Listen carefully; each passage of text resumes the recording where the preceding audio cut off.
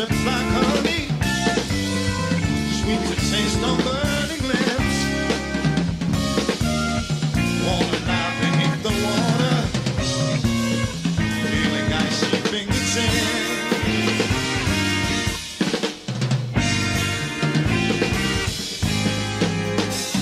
Soothing nectar to my body, wash the image from my eyes. Dirty streets and hungry people, drink the water, dry your eyes.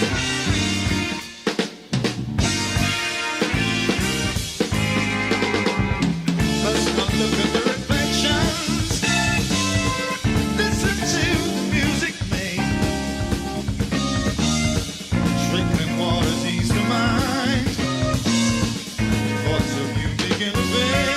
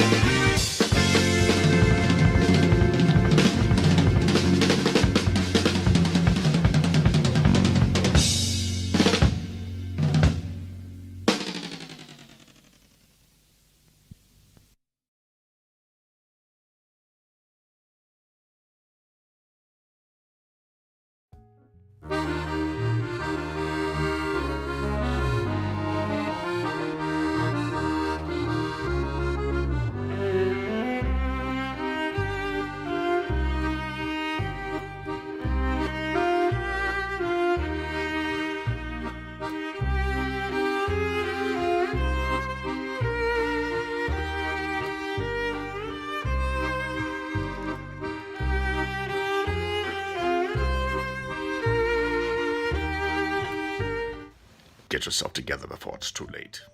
Good evening, everybody. It's Saturday night, which means it's Divided We Stand from Bridgeton, New Jersey. The special show tonight. It is the 21st at 8:15 Eastern Daylight Time. Good to see everybody.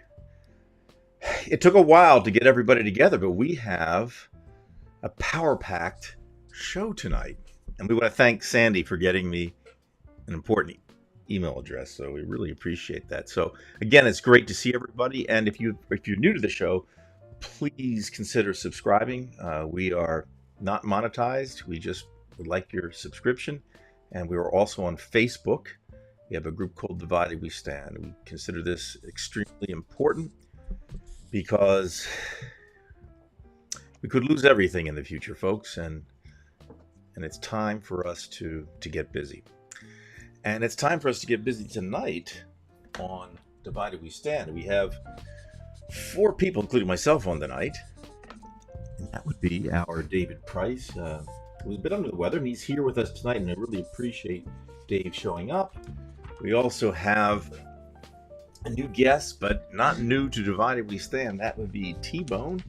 And if you're not familiar with T-Bone Side of Life channel, I suggest you go check it out as soon as possible, because he has basically the same state of tune as this channel, and he does it in an extremely creative way. T-Bone, great to see you, and I mean that. Yeah, great to be seen. Right. Great to be here. Now, I know you had some thunderstorms rolling through, so folks, if you hear cracks of thunder, that would be where T-Bone is. And of course, we have our Kevin Wheeler, an activist from Kingston, Ontario. Got a lot of buddies fighting in the Donbass and such. Good to see Kevin. Kevin he was a little bit under the weather himself last few weeks, but we finally got Kevin, and it's good to see you again. Kevin, how you doing? Not too bad, Brian. How you doing, my brother? Wonderful. And Dave, I know you're a little bit under the weather, but it's great to see you tonight. Well, I'm beginning to sense something here. Kevin, has appeared on the show before, and is a regular friend of yours. I appear on the show, fortunately or unfortunately for our audience, just about every week. And T-Bone has never been on there. And Kevin's been under the weather. I've been under the weather, but T-Bone isn't. Do you think it could be some connection with you that makes people, shall I just say it right out loud? It's possible. Insanely sick. I don't know. I have that effect on people. So, hey, everybody. Glad to be I here. think Glad I to see think you. we share it, amongst Yeah, we ourselves. do, and all. T-Bone. You may But- be right, T-Bone. Ladies and gentlemen, what they used to say, strap in. This is going to be a wild ride tonight. I have It's gonna be a Strap wild in, ride strap tonight, on. boys. There's A lot to stuff talk whatever, about. right? Whatever. so no, it's really great to see everybody, and it's a rarity that we get to see 4 people at once. But it's happened. I think the largest number we've had, folks, was 5 when it was Head in the Box, and we had real problems with the connection when we had 5 If people. you but- look at the coloration this evening, we're like a dreamsicle with 4 sticks. Yeah. I thought I got worried there. I thought you said 4, dicks, but I guess we have those too. No, I don't know how many. that I have was no idea your how many of word. them work. I Your don't know how word. Yes. No, David, we're not going there with 4 dicks. many- Okay, I got you. Okay, sorry. That's All right, right. ladies and gentlemen. It's a porno exclusive this evening. Can you imagine that? Look, the 1, 2, 3, 4 Musketeers. There they go. Well, T-Bones, to start with you, I've said this many, many times to Dave and Kevin. We're all worried about the loss of democracy in this country, and I've been watching your channel. I have to be honest with you. I didn't really check out your channel until about 2 months ago. I guess it was through Sandy. Sandy started posting your material, which is very, very creative, very interesting. But behind that, you seem to have this message. I guess my first question to you would be, how long have you been doing this? What got you involved with it? And is it the current political situation that has affected your output on that channel?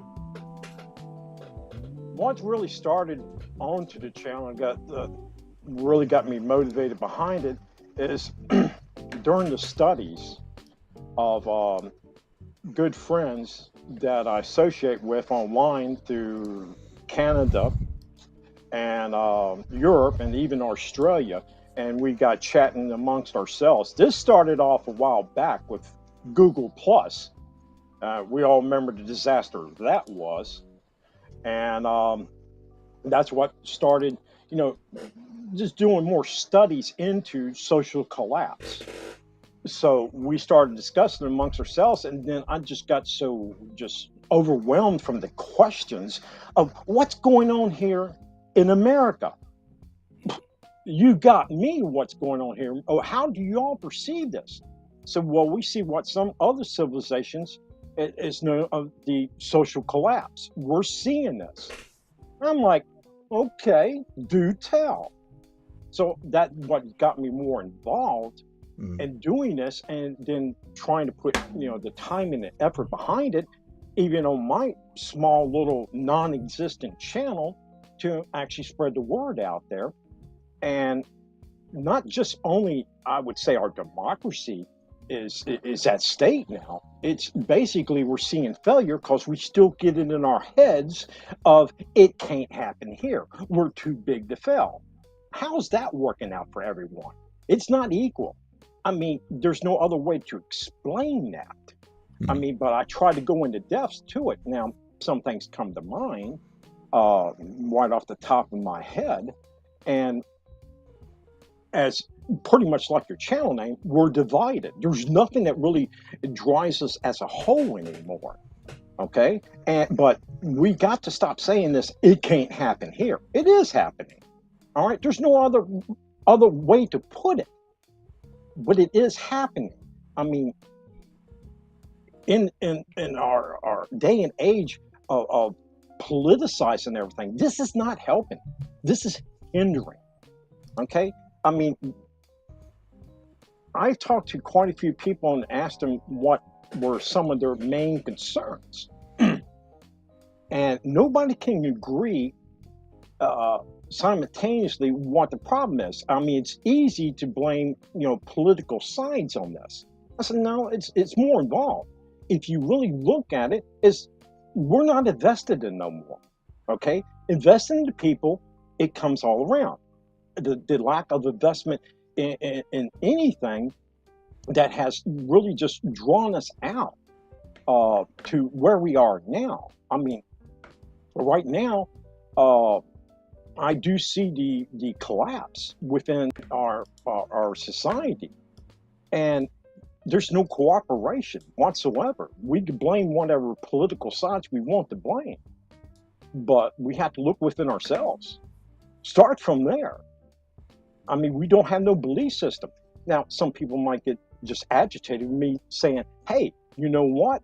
Seems like the MAGA crew got something going on. I don't agree with what they say. But by golly, they're surely devoted and dedicated to their cause.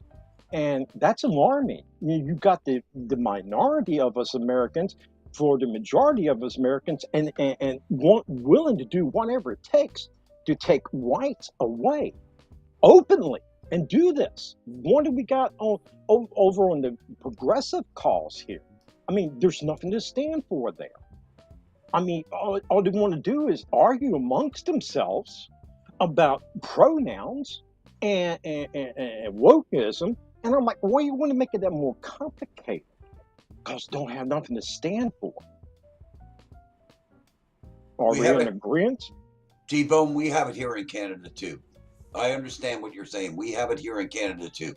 Like, I mean, some days we get up in this country and we, sure, we may have the Liberals, the NDPs, the Conservatives, we've got Green Party.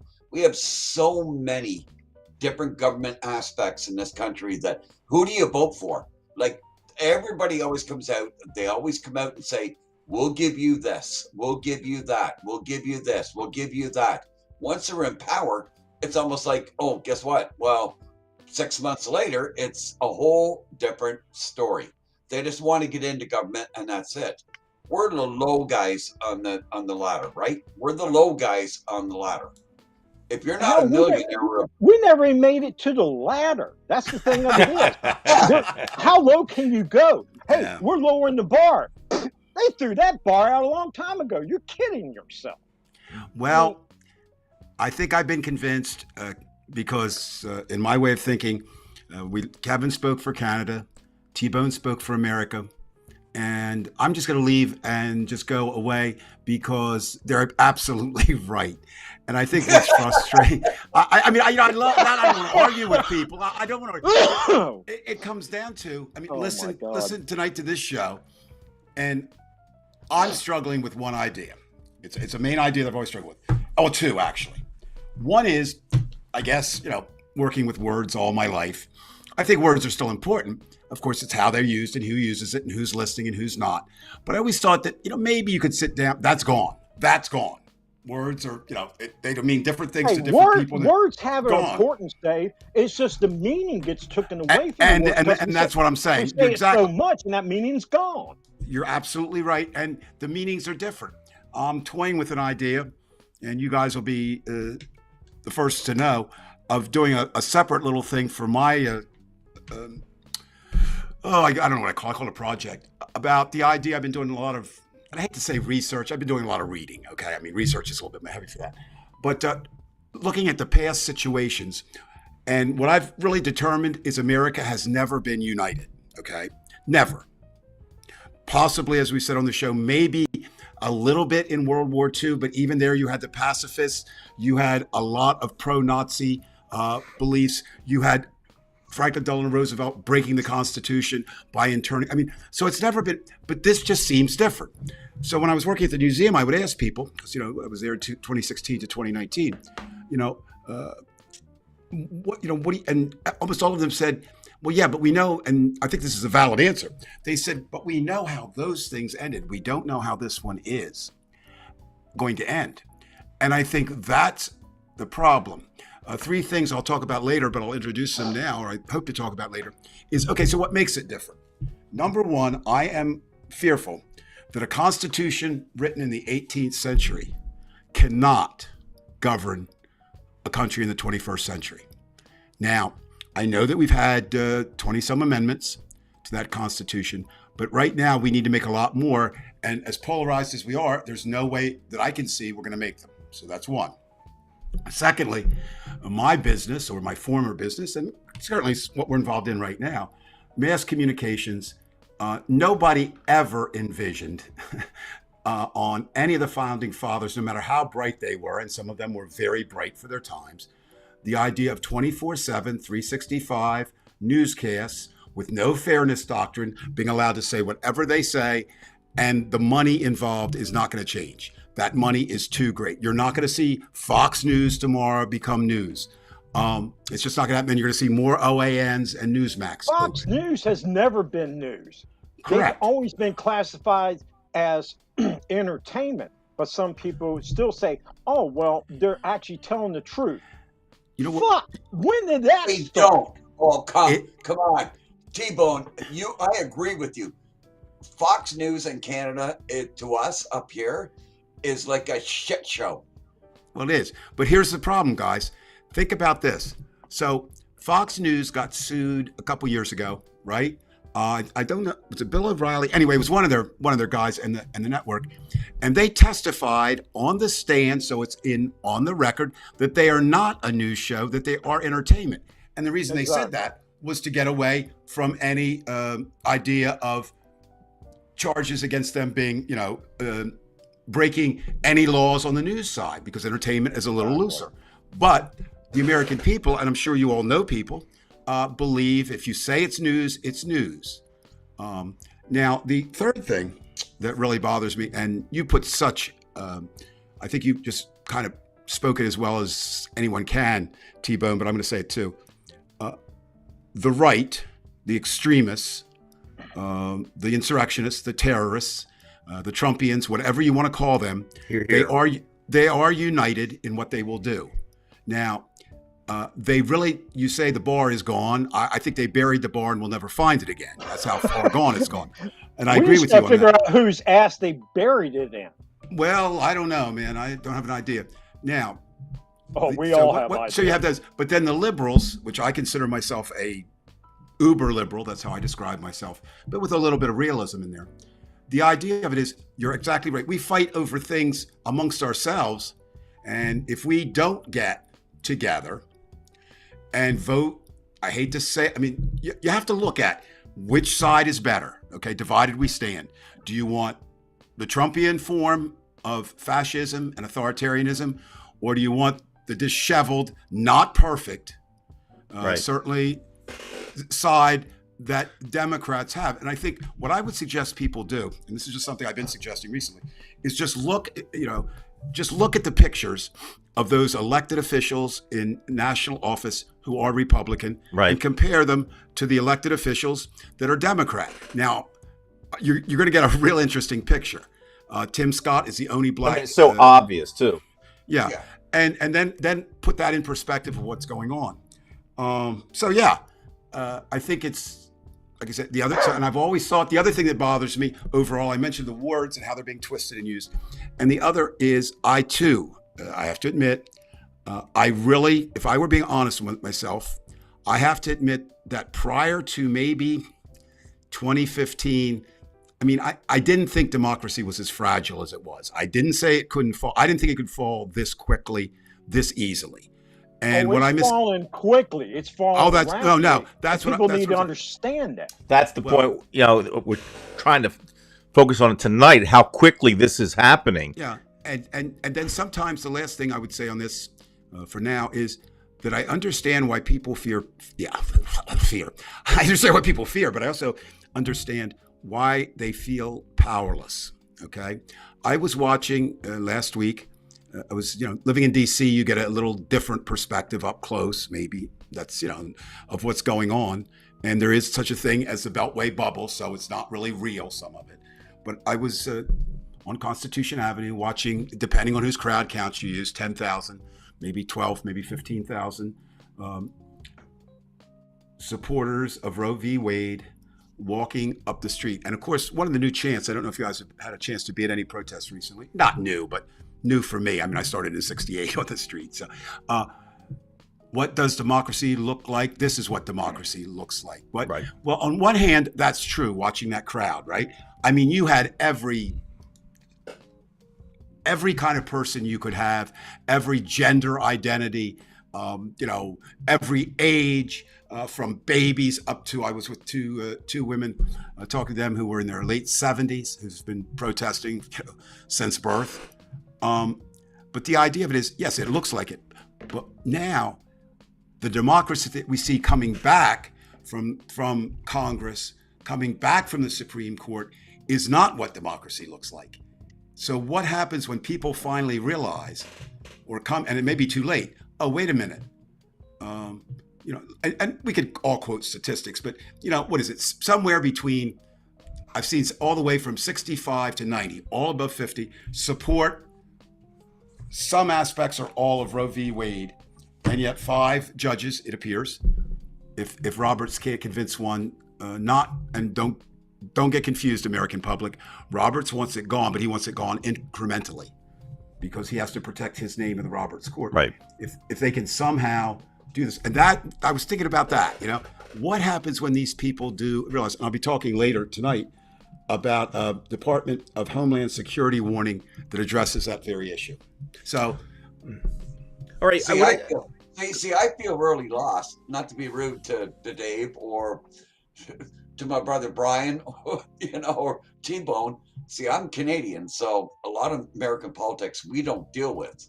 Like Tab come across about the NDP, well, New Democratic Party, which is in Canada. We have the same shit going on in this country as you guys do, but it's not as available out online where people know, because we vote people in. And I'm going to be honest, I haven't voted in 25 years. Pierre Elliott Trudeau was the last prime minister I voted for, and he was a liberal. And you only voted for him because you liked Margaret. That's the only reason I think you voted for him. Oh, come on! And so did the Rolling Stones like Margaret too. Yeah, I think all the Rolling Stones liked her. That's what I'm saying. So you were probably hanging out with them. Yeah, but I mean, back in my day, he really quashed a lot of really government. To me, Pierre Elliott Trudeau back in the day in Canada, what he did was with the FLFQ, when they did the rising up in Quebec and stuff like that, and he put a quash in, he brought, which they call our National Guard, to kind of do the quashing to get them back to normal. He would have still been a prime minister in Canada if he didn't get sick and die. I think we don't have the same system you guys do in the States. Because here, they can go year after year, 4-year term after 4-year after 4-year after 4-year. It depends on what people like. Where in the States, I think what's the max? 8 years? Right 2 now, 4-year Right, terms? two 4-year terms, correct? Yeah, Roundabout. 4-year term.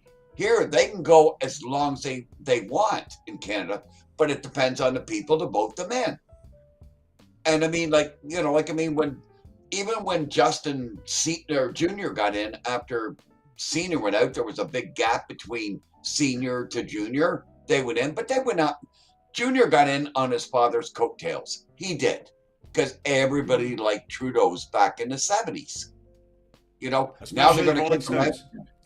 Yeah, now they're going to try and vote him out, because they're saying he didn't do a good thing during COVID, giving out free money. I think this country right now gave out more free money to people that couldn't go to work than any other country in the world. Right. Well, Kevin, with that said, let me ask you this. How's the social democracy, if you want to refer to that, how's that working out up there for y'all in Canada? Well, I'm not saying it's perfect. T-Bone, it's not perfect. I mean, we all, look, the same with me. I'm 63 years old.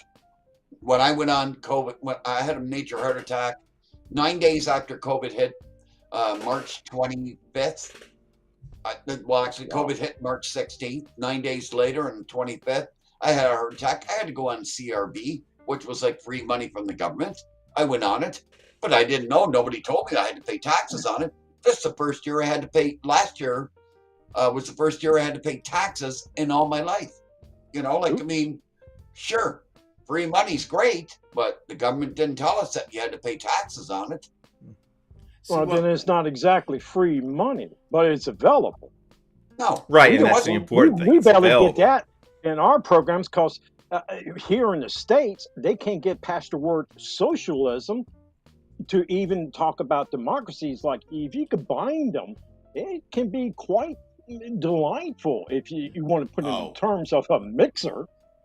Oh, But if you could take that's social about democracy in the 21st century, I think, is the political answer, and I think it's being proved in Yes. some of the Scandinavian countries that are doing now. They have their problems too. Don't get me wrong, but Oh, yeah. what I like about that term is you have the democracy, which is the vote and that, but you also have the social part, which makes sure, or at least indicates that some of that is going to be directed to the people, right? Well- That's what I like about it. Right. This is kind of lead into what I'm going to speak about. At least I'll show you a few things.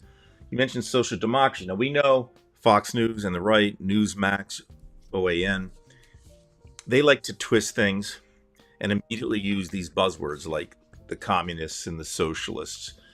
And as you know, there is a very, very tight race in Pennsylvania between Oz and an individual was actually, I believe, backing or Trump, one of the former secretaries, wanted to be a Secretary of State to undo the vote in Pennsylvania.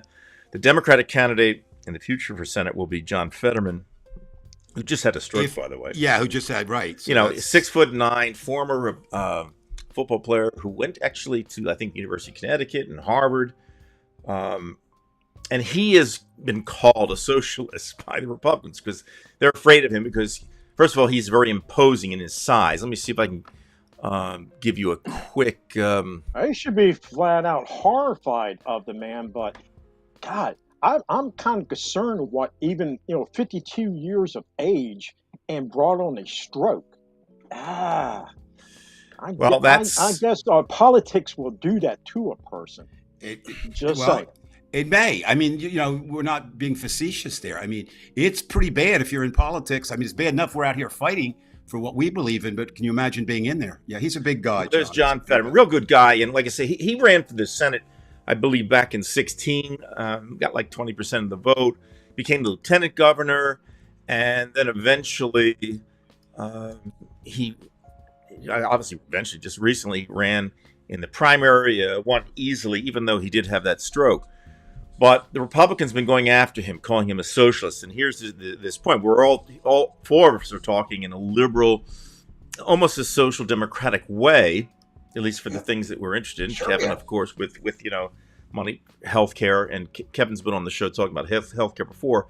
But I wanted to show you a clip. I didn't intend on showing this immediately, but this might work. This was Mehmet Oz. I guess you're all familiar with him. The fellow, I guess he came through Oprah's show. And He I should want have you to stayed watch. at Oprah's show. Pardon me? I said he should have stayed at Oprah's show. Yeah, he certainly should have. He should Shouldn't have been he have? lost in the couch cushions and maybe have Tom Cruise jump on him for a while. Yeah, don't that need would have this been man. good. All right, so gentlemen, I'm going to. There's you see McCormick and Oz. They're still in a Oz, race. yeah. They're going to be counting the 21 votes forever. Yeah. But what I do want you to just listen to the logic of Oz. I mean, first of all, this guy is a physician. You'd think he'd say something intelligent. I just want you to hear what he's talking about, and then we'll come back and, We'll come back. discuss Yeah, it. we'll come back. Okay. Now let me turn this to loop back. There's going to be an echo if you guys try to talk. So just hold on till this is done. That's about it. Fetterman has won statewide in Pennsylvania. He's got that going for him. He is a big. He doesn't dress like a normal politician. He's always wearing hoodies and he wears shorts. He wants to legalize marijuana, I believe, which essentially, quite frankly, seems to be legal. What is your stance on that, by the way, marijuana? there are not enough Pennsylvanians to work in Pennsylvania. So giving them pot so they stay home is not, I don't think, an ideal move. I also don't want to breed addiction. All right. By the way, just right there, I'm going to come back. But first of all, he says there's not enough Republicans to work in Pennsylvanians to work in Pennsylvania, which is absolutely ridiculous. There's a shortage of workers. Brian, what that is a dog whistle. What he's saying is there's you're going to give pot to black people. That's what he's saying. All right. Okay. To marijuana. It's not physical addiction, it's emotional addiction. But I don't want young people to think they have to smoke a joint to get out of their house in the morning. We need to get Pennsylvanians back at work. You got to give them their mojo. And I don't want marijuana to be a hindrance to that. I also don't want people operating heavy machinery and driving by me when they've been taking their fourth joint of the day. But there are other issues that are plaguing Pennsylvanians. We're a border state practically, right? Because they're flying illegal immigrants up here from the border in the middle of the night, these night flights. But they're also getting their narcotics up here really easily. Okay, enough of that. That obviously from Occupy Democrats. Let me change our scene here for a second, folks, and go back to all of us and turn off the loop back, and we're good to go. Okay.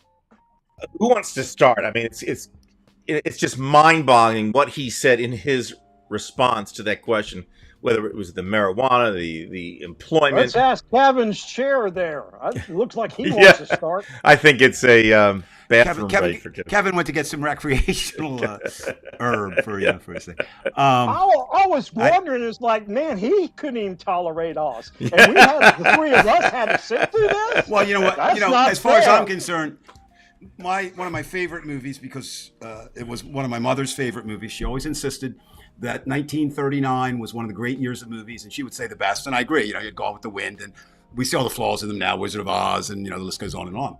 But Dr. Oz gives the Wizard of Oz a bad name, which I didn't think could happen.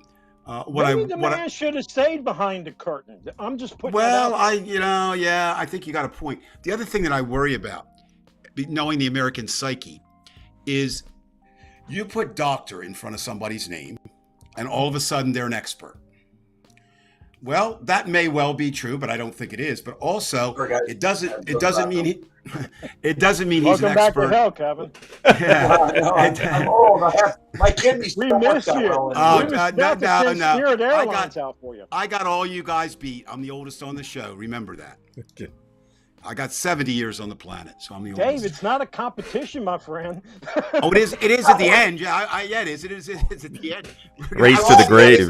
No, Come on, you're Dave. not going to You get had out to that get Dave. soon. You had- We won't allow Dave. you. Here we go. But back to our back to our friend. T-Bone, Oh, I'm sorry, if Captain. he had to get up out of the chair to go take a pee, he's going to go take a pee, isn't he? I'm going to. I don't know about you. You did. I'm I down don't with know. that. Who knows? It all depends. And one of us could be going right about now. Who knows? Well, My we are wife that age. my wife just ordered me a box of pens because she says I'm going to need it in the next year. Well, Could thank happen. you. And the truth comes out. Well, True. You better make sure they're certified by Dr. Oz, who's a physician. Doctor. Well, I could see him doing that. Think about that. I could see him very easily. No joke. It's just like he's running for governor. Dr. Oz. My name is Dr. Oz, and I recommend these Depends because it will dry up your skin. He was a charlatan as a doctor. He's a charlatan as a politician. But the problem becomes he doesn't even live in Pennsylvania, or there was a debate on whether he Nowhere did or not. near it. And the idea of it is he has the Oprah imprint, right? Which means it's like Trump. Trump is not president if he hadn't had the reality show. No doubt in my mind. So he's got that. He's got the doctor thing, and then he's got, hey Kim, thank you for that. I've been called that. My mom and dad used to call me that. Kim, thank you. I love that. I am just nothing but a big rat. Hey, Dave, Yes. I want to say one thing to you real quick. Yeah. My wife is Canadian. And when Donald Trump, before he got to be president, when he was running the show called The Apprentice, my wife sat in front of that TV every week and watched that show. Oh, it was entertaining if you watch reality TV. And I'm not going to knock people who watch reality TV. My problem, and I'll just make it quickly, is reality TV is scripted. I mean, and so to me, that's like, why do I want to watch non-actors do that. I'll watch something. If I watch TV at all, I'll watch the actors. But back to Oz, and Brian, to you. What scares me about that particular race, neither one of them are saints. Not on the Democrat. I'm saying I don't care which one wins. And maybe neither one of them are as bad as the Republican who won the gubernatorial primary. So we need to discuss that in a moment. But go ahead, Brian. No, I'm good. I'm sorry, I'm screwing up the scene right here. I don't know what the hell's going on here. There we go. No, I'm just saying with Oz here, he was all over the place in that response, and that bothers me because I knew where he was coming from. That was definitely something that was told to him. This is what you've got to say. You've got to bring up immigration. Now they brought up pot, and that's kind of like something that Republicans kind of enjoy too, some of them. So that was very difficult. I think he got caught in that because remember the interviewer said something to the effect, it might as well be legal now, which is kind of like saying it's okay, no big deal. But Oz tried to like tie into the fact that people need to go back to work. So I think he wanted to put out this idea that Democrats, are causing economic problems where there are no jobs. And by the way, as we know, there are plenty of jobs out there. There's a problem with underemployment right now. So for him to say that, I think he actually just made a mistake. But again, I think he's going on these talking points, almost like Trump talking points. Okay, Yeah. you're giving things away. People aren't going to work hard, and like you said, Dave, that he's probably alluding to African Americans. Not much of an allusion. Okay. Sorry, what's guys. interesting? Dave, Yeah. hold on a second. Can I just say one thing as a Canadian? Certainly. Okay. So, when Donald Trump had his show called The Apprentice, Right. and he was going to run for the election for the presidency, everybody, because they knew him from The Apprentice, all of a sudden he ended up getting president. Now you're talking about, look, I'm Canadian. I mean, we don't have guys like this in Canada that do this shit. Now you've got Dr. Oz. We'll send them to you. Now you've got Dr. Oz, who basically We'll is on send him as TV well. all the time in the States, and now he's running for the Senate. And I'm going, oh, come on, guys. Are you using your respectability or your actual Well, heart to get into politics? Here's the other thing, which is not unusual. And I'm going to talk a little bit later tonight if we have time, if not, the next week or two. The candidate for the Republican side of Senate in Georgia. Now, Herschel Walker was a hell of an athlete. No question. Oh, he about was the that. Dallas Cowboy running back. I Right. loved him. He I does. loved him. But Herschel Walker, and I would tell Mr. Walker this, and an orange, if they were to take an IQ test, might have an equal score. Herschel is not known for his tremendous brain power. Tremendous athlete. Not take that with me. Now, the connection, people say, well, why did Trump go after him? Well, the connection was, and there's always this, Donald Trump owned the New York Generals in the Yes, he did. Yeah. in And the the NFL. WFL. and Herschel became his what do you call it, trophy wife? Became his trophy athlete, right? Because Donald would walk around. I got this guy. He should have gone to the NFL. I paid him all this money. Now, so I mean, they do have a bond, right? And it's clear. Herschel again, same problem. May or may not reside in Georgia. Of course, once did. But if you listen to him, he's also another scary person. But to say what you were saying, Kevin, America seems to have it's other places it works. In the Ukraine, they took a TV comedian and he turned out to be a hell of a president, it looks like, right? I mean, Right. at least a hell of a wartime president. Brzezinski, yeah, he did. Yeah. So I mean, you can't, I mean, actors, and again, my son and I were having a discussion the other day, and he believes that it's hard. I go back a little bit further, but he believes most of the real problems started with Reagan in terms of the spinning of the country. And I go back even to Goldwater's loss in '64. They played a long game for a long time and through Nixon and stuff. But the point was that Ronald Reagan was an actor, and he was a terrible actor. He was if what is it, A-list, B-list, C-list? Well, he was considered a B list. He was considered. No, a B-list. he was, to me, he was a Z-list actor. He stunk as an actor. Yeah, the Bobo, the Wonder Chimp, outacted him in one movie. But But what happened? Mary was Jane Wyman. He was Well, look at best. Schwarzenegger. She was an Well, A actress. Well, let Look me at say something about. Dave, I just Dave, want to look offend. at Schwarzenegger when he was fucking the governor of fucking California. Now They took him Schwarzenegger off as, again. I'll be back. But I'll be back. Yeah. Now he's turned out to be a very good proponent of democracy again. Now, but you don't know how any of this is going to turn out. But Americans have a propensity to whether it's reality TV or this other, is to not understand that a skill that's in one business does not necessarily translate to politics. So you might be a gifted athlete. How does that make you a good politician?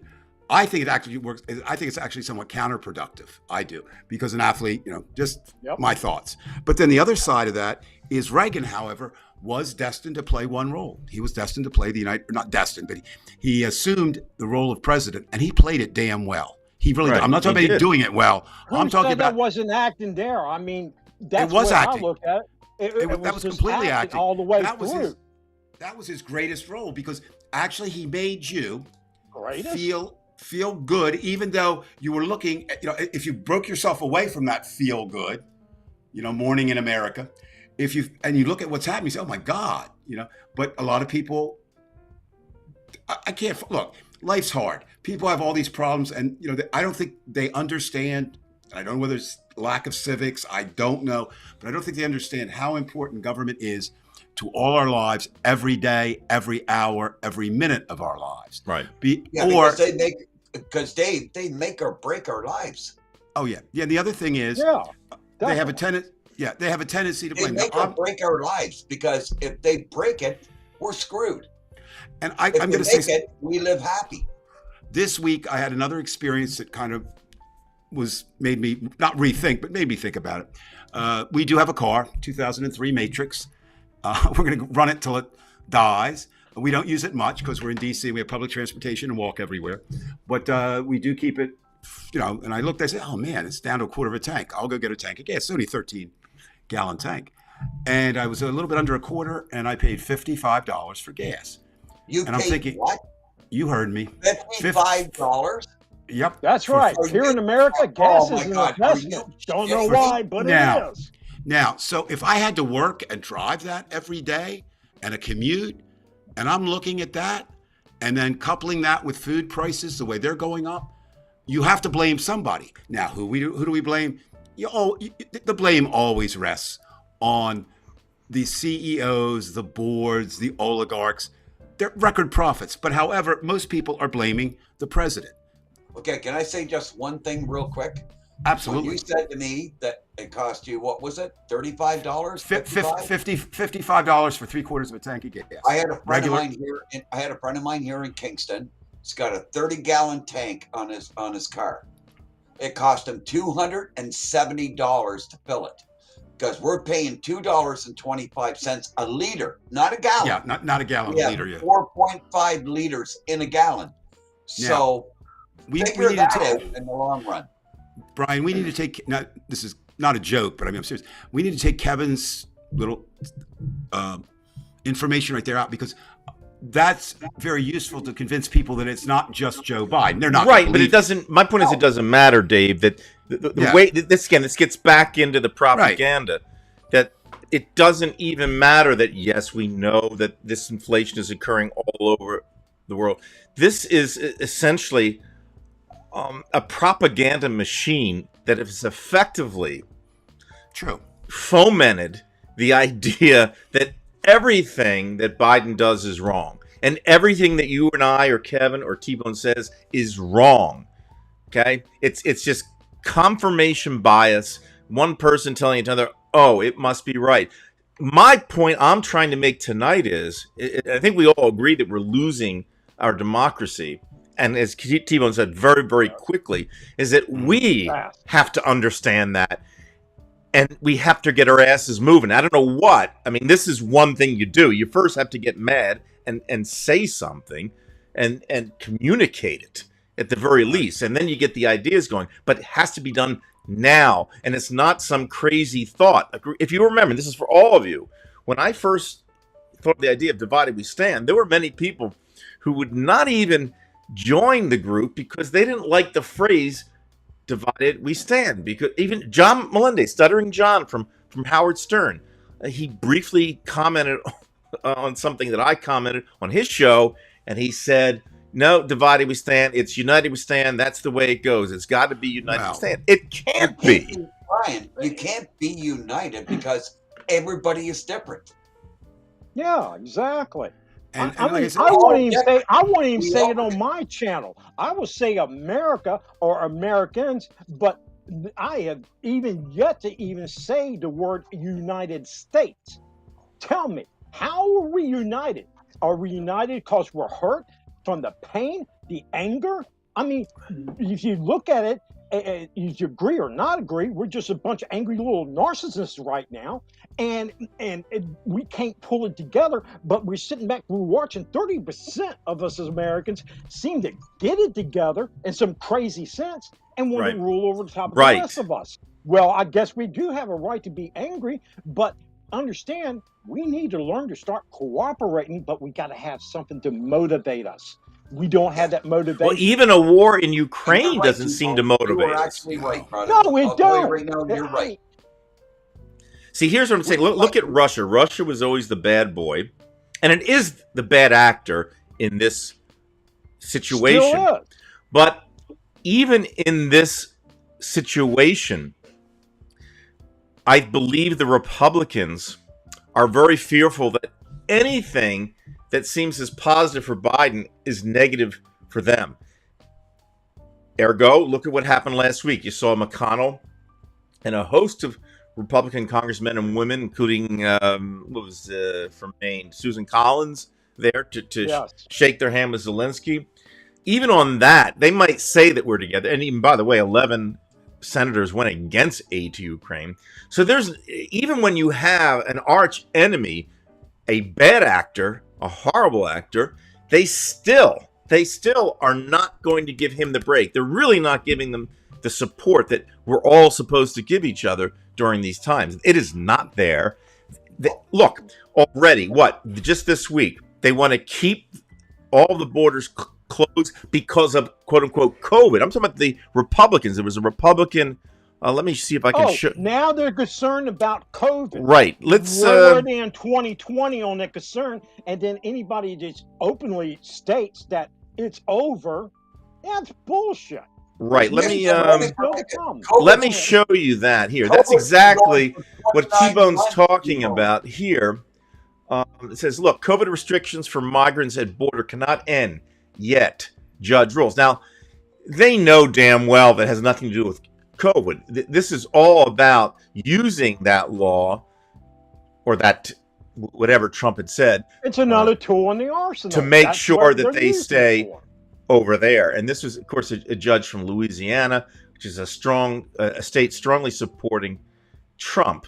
So, yeah. And then you see, I mean, that's not the only thing. Okay. Nearly 200 Republicans vote against the bill to ease the baby formula shortage. Okay. So there you go. There's another example of they'll do anything to rob Biden of any success. But in reality, they're hurting, all of us. So well, this is why I say this is a What war. were they This is saying a about war. that baby formula? You got 3.7 million babies, and for some reason they got it cooked in their heads that all this formula is going to 1,000 plus so babies at the border in America's custody. And I'm like, so where's the shortage here? I mean, what was the driving point behind this? It's what you said, Brian. I mean, this is what they can take and stir up. And I just call it for what it is. It's a hatred. It's just violence. This is rage that keeps continuing. And Why do we scarier, subject T-Bone, ourselves? they're the ones with the guns. We have the numbers. And They got guns. I They mean, got look, lots of it's not guns. an They're not arm afraid to wrestle use it. situation here. We win those. I mean, we have more numbers. We have Yeah. the tougher people. They have, essentially 74 Kyle Rittenhouses out there. They're scared and they want to take us out. So again, we have to do something. Okay, now I'm going to show you guys. Dave, do you want to make a comment? no, I'll come back. Show Okay, me. I want to show you. You know that I'm very much into the arts, folks, and the expression "life imitates art, art Imitates Life. Dave, you turned me on to an HBO miniseries called The Plot Against America. Now, I wanted to show this last scene from the last episode, which is no longer on. And I think that this is my fear for 2022 and 2024, and a prime example of why we have channels like T-Bone Side of Life and Divided We Stand. Well, let me just play this. What is America to me? A man or a flag I see, a certain word. It's kind of choppy, Bri. Yeah, it really is choppy, Brian. There's no volume. Well, you're doing mute rather well. Yeah, you think, Debo? Well, really, honestly, guys, Philip Roth is one of my favorite authors. That's who wrote this book. So even though we can't hear it at the end, if I remember the scene well, it'll still have an impact. It might even have more impact. Notice what they're doing. They're just voting, right? Dave, is it impossible for everybody to hear? I can't hear it. There's no sound. No, there's no sound. It's just choppy. Yeah. All right. Okay. So, Dave, let me go to the very end of the That's scene. what I'm saying. Go to the very end because you And really don't so- need any sound. Everybody voted. Everybody's all proud that they're voting. And then what do you see? Let me see if I can bring it back. Back a little bit. Keep going. Okay, back. we'll play it without sound, but you'll be able to see it. So everybody's voting. You see people of color voting. And then Dave, you can, obviously take. Yeah. Okay, so they were And they got taking the burnt. ballots. Yeah. They burnt all the ballots. They burned all the ballots. And this, by the way, happened in Belarus. Let me see if I can show the point where they're. Brian, that's called white supremacy. That's what happened. Because you know as well as I did. I mean, Brian, you and I, we've known each other since we were, 15 years old? We've known each other for, 47 years? Back in the days, down in the KKK days, back in the States, blacks didn't mean nothing to anybody. They thought they were unnatural people. But they're still God's children. They're still God's children. Well, yes, of course. Again, no matter what the color or what you bleed out, everybody, whether you're yellow, green, orange, black, we still bleed red. But Kevin, you know that, and those of us who understand humanity know that. What we've done, and this is nothing new in the world. I mean, we create divisions and then wonder why we're divided. Two of the greatest divisions. I hate racism. Even though in this city, I'll tell you right now, in this city in Kingston, Dave, not to be rude, in the last 10 years, sure, we do all the corner stores. Are they taken over by Pakistanis or Syrians when they brought them into Canada during the Syrian war? Yes, they run the stores. Do the government give them better deals than what they do as us as actual Canadians? Yes, they do. Do I hate them? No, I don't. But you follow by the rules like the rest of us, and that's what I say. Well, like I said, I mean, we could go two of the biggest divisions that we've ever created for humanity are countries and religion. And sometimes they're intertwined and sometimes they stand alone. And when you start losing the idea of truth, I don't think truth is that nebulous on certain things. I mean, I think it's true tonight that there are 4 guys on this show that Brian started called Divided We Stand. That is a truth. I mean, anybody who says it's 3 women and a monkey is wrong. But people are doing that now because that's the view that they want. Back to what you were saying earlier, Brian, or when you were talking about, and all of us talking about these. I think there's 2 big problems on the Republican, Trumpublican, whatever you want to call them, side. You have people who are gullible, falling for con men, and the con men really don't care about the country or the people. They just want. And I moved away from this. I don't think it's so much. I used to think they wanted the power themselves. I don't think so. They want the power to control everything. That's why they're I mean, even the Republicans are united in Congress, Senate for the most part. Okay, once in a while, Mitch McConnell will pull away, or you've got a Liz Cheney or someone, but for the most part, they stay together, and that's kind of what we kind of started the show with: is how do we get liberals to understand that we can't all have our issues as the top issue. The top issue right now for everyone should be trying to save democracy. And the best hope for democracy, in my estimation, is not to have any kind of Trumpian influence anywhere in democracy. And I don't. Now, a couple things I was thinking about, and I'm going to think about it more. First of all, let me say this. I always hate, and I'm going to be guilty of it. They say, you've heard it, we've all heard it. This is the most important game in the history of football. This is the most important. Well, I think the next two elections may turn out to be two of the most important elections in American history. The midterms in 2022 and the presidential election in 2024. Because what happens in those two is going to be a culmination of all this stuff swirling around since 2015, right? And whoever wins will have a better position. So how do we do that? Michael and I, my son, we were talking about it.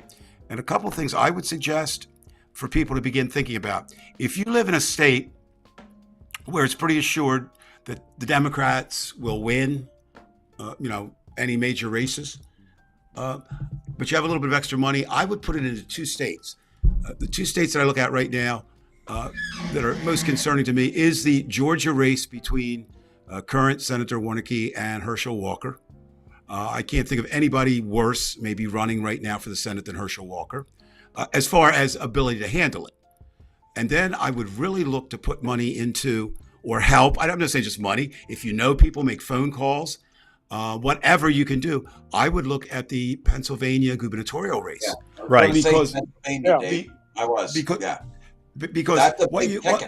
what you have there is a gubernatorial candidate who ran in the Republican side, who ran with the fact that the election was stolen from Donald Trump. He made no bones about it.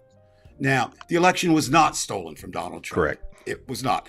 And in that election, in American history, I don't know of any presidential election that's ever been stolen at the ballot box. There is some questionable play other places, right, over long history of this. But the idea of it is this was the most scrutinized, looked at election in the history of America. In Arlington County, where I live, 3 metro stops from D.C., they've come up with an interesting plan, Democratic plan. We do not vote anymore by machines. They're too concerned that can be swayed, right? So we vote on a paper ballot and put into a machine that registers your vote, and then you leave. It'd be harder in a way to crash that, to get into that, to hack that. But if you look at Plot for America, what does that mean if we get to that point, right? Where ballot boxes disappear, where it's burnt. And, you were saying before, T-Bone, about, Americans don't, and it can't happen here. And again, literary reference, great Sinclair Lewis, who was, yes, is a great writer, but he was more a seer of wrong and writing about it, whether it was The Jungle, or he wrote a novel called It Can't Happen Here. And basically, if you read that, there's a lot of parallels, not identical, but certainly rhymes and echoes of Donald Trump in that characterization of the person who wins. And the thing that, sometimes you have to look at, in that book, they won because they had the impact of Rotary and business clubs, which are groups again. And now we have groups, that you join. And, I'm just almost speechless how a person can look at, as Kevin said, look at a person and say you're bad because of anything, in terms of color, race, creed, whatever. But then people say, oh, the Constitution is so great. One thing, if you study the Constitution, is think about, and this is you can see it in Madison's writing, you can see it in all their writing. You know what hope they had for America that's let us down? They hoped that the Senate, which they set up as an elitist white organization, would be able to stop the people, the rabble, from ever. They weren't worried about the elitists ever, turning. They were worried about the rabble, getting some demagogue, and that they thought that was the protection. Also, they thought that the courts would be protective. I don't think they could foresee. They could. Well, let's just be honest. They couldn't foresee the 21st century. Hell, I can't even foresee. There's no way they could foresee that. I mean, even nobody what could. was posed up there, and then say our forefathers were great thinkers. I'm sorry, they were not. They were great doers, but they weren't great thinkers. Far from it. Read the Constitution, understand it. I mean, it's left still to this day up to interpretation, but you get some of, like down here in Florida, the asshats down here, they'll believe it for fully, but the hypocrisy, it's just a stench anymore. I agree, Kevin. I agree, T-Bone. The idea is that No, I'm Kevin. and I'm T-Bone. And I'm Donald Hi, Trump. Kev, how are you doing? I'm Donald Tune Trump. in next week, ladies and gentlemen. Freaking fat will be When here. I will be Hal Jordan. And you all are number 9. When I'll be Hal Jordan, the number 1 Green Lantern of all time. Anyway, that's who we need now. But the idea of it is We need another savior. Okay, so you look at the Constitution. Most people haven't read it. Now, I'm not saying everybody should read it, but if you're going to talk about it, you should understand it. And to me, again, this is opinion, not fact, but I think it's an opinion based on facts. The Constitution was a document that had to be compromised so that we could create America. It's been used to run America, but it was really really composed and written to create America. In other words, when they said all men are created equal, the definition of a man at that time was really a white, landowning, probably somewhat educated man. Now, we can't get into their heads. Certainly, we know that they didn't let women vote. Certainly, we know that Abigail Adams, who was one of the first really strong feminists, wrote to John and said, "Remember the ladies, John. Do not forget the ladies." We know that as brilliant as he was, Frederick Douglass or Booker T. Washington or any of those people were not considered men under that term. They weren't even considered human.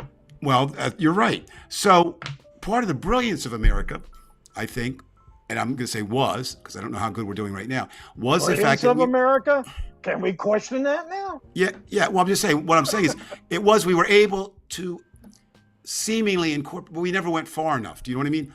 We never, and so to look at that document, I mean, I think you have to look at it what it was. It created America. Without that, now, if you don't think, I don't mean us, I'm saying if anybody doesn't think America needed to be created, then the document is worthless.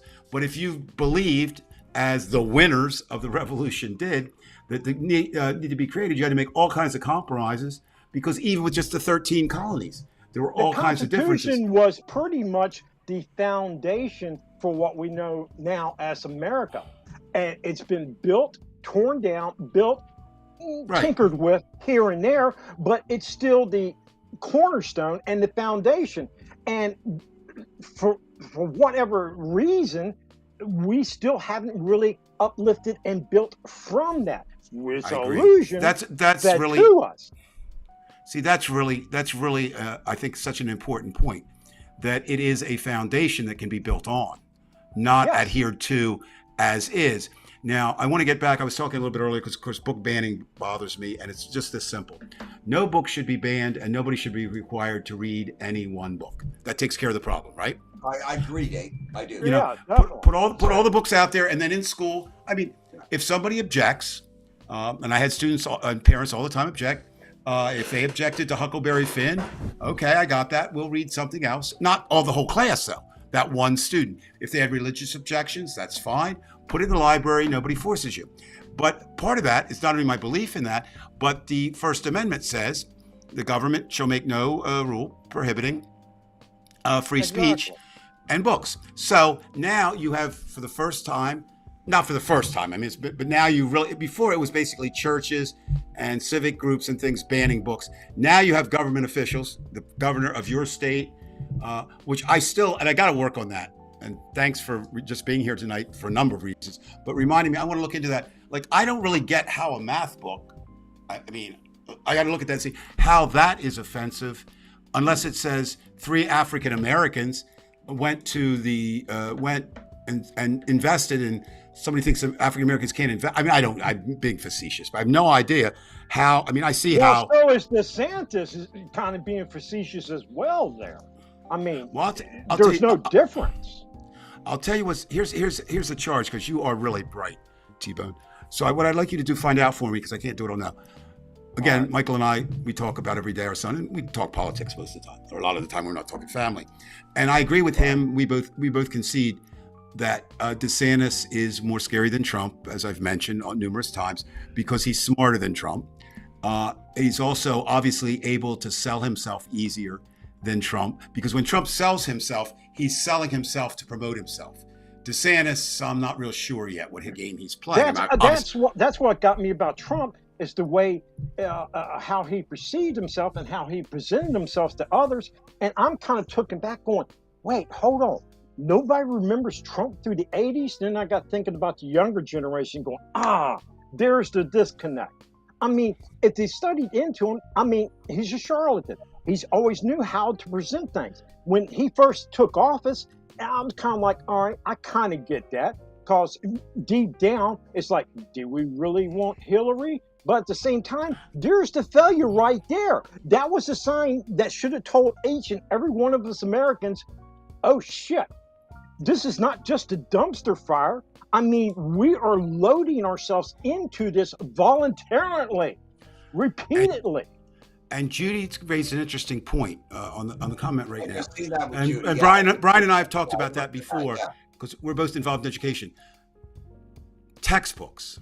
Now, I'm not talking about like supplemental reading. I'm This talking is an about appropriate textbooks. comment here too, Dave. I want you to- Book contracts to his cronies. I agree. Yeah. Well, that we see that all the time. I mean, again, Good one, Judy. yeah, it was. I think you were right on point, Judy, on that, because again, we know that happens, and that's probably part of it.